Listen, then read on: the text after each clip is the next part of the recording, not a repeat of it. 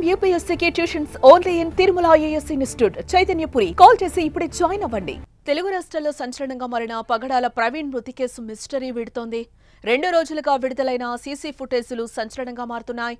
బయటకొచ్చిన ఆధారాల ఆధారంగా పగడాల ప్రవీణ్ రోడ్డు ప్రమాదంలో చనిపోయినట్టు అంతా భావిస్తున్నారు. ఆయన నిర్లక్ష్యమే ఆయన ప్రాణం తీసినట్టుగా చెప్తున్నారు. ఎందుకంటే ఆయన ఎన్టీఆర్ జిల్లాలోకి ఎంటర్ అయ్యాక 2 సార్లు ప్రమాదానికి గురయ్యారు.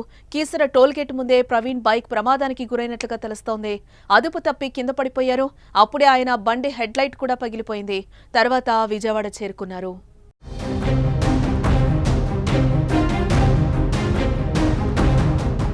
అప్పటికే ఆయన పూర్తిగా నీరసమైపోయారు.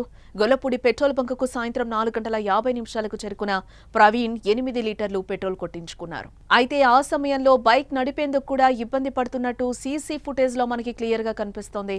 తర్వాత రామవరప్పాడు రింగ్ రోడ్డు దగ్గర అలసిపోయి కూర్చునుండడంతో ట్రాఫిక్ ఎస్ఐ పక్కన పార్క్ లో కూర్చోపెట్టారు. అక్కడే ఆయన 3 గంటల పాటు విశ్రాంతి తీసుకున్నట్లుగా సమాచారం. అనంతరం రాత్రి 8 గంటల ప్రాంతంలో ఆయన లేవగా ఆయనను ప్రయాణించొద్దని చెప్పారు. కానీ ప్రవీణ్ వినిపించుకోలేదు. మళ్లీ హెడ్లైట్ లేకుండానే బైక్ పై ప్రయాణించారు.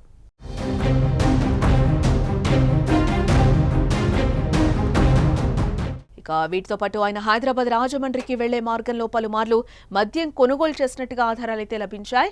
ఎల్బీ నగర్ సవేరా వైన్స్ లో 24న మధ్యాహ్నం 12:24 మద్యం కొనుగోలు చేశారు. వాటితో పాటు ఏలూరు జిల్లాలో రాత్రి 10 గంటల ప్రాంతంలో కూడా మద్యం కొనుగోలు చేసినట్టు సీసీ ఫుటేజ్ లో బయటపడింది. ఈ కీలక ఆధారాలతో రోడ్డు ప్రమాదమే పగడాల ప్రవీణ్ మృతికి కారణమనే చర్చ కూడా మొదలైంది.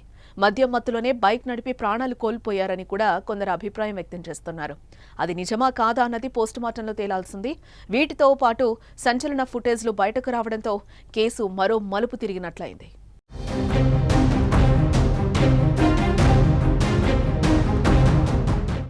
రాజమండ్రి సమీపంలోని కొంతమూరు వద్ద మార్చి 25 తెల్లవారుజామున ఆయన రోడ్డు పక్కన విగత జీవిగా పడి కనిపించిన క్షణం నుంచి అతని సన్నిహితులు, కుటుంబ సభ్యులు, క్రైస్తవ సంఘాలు హత్య అని అనుమానిస్తున్నాయి. పోలీసులు ప్రాథమికంగా రోడ్డు ప్రమాదమని చెప్పినా కాదు, హత్యే అని వాదించారు. అందుకు రకరకాల వాదనలు తెరపైకి తెచ్చారు. రాజమండ్రి ప్రభుత్వ ఆసుపత్రి వద్ద పెద్ద ఎత్తున నిరసనలు జరిగాయి.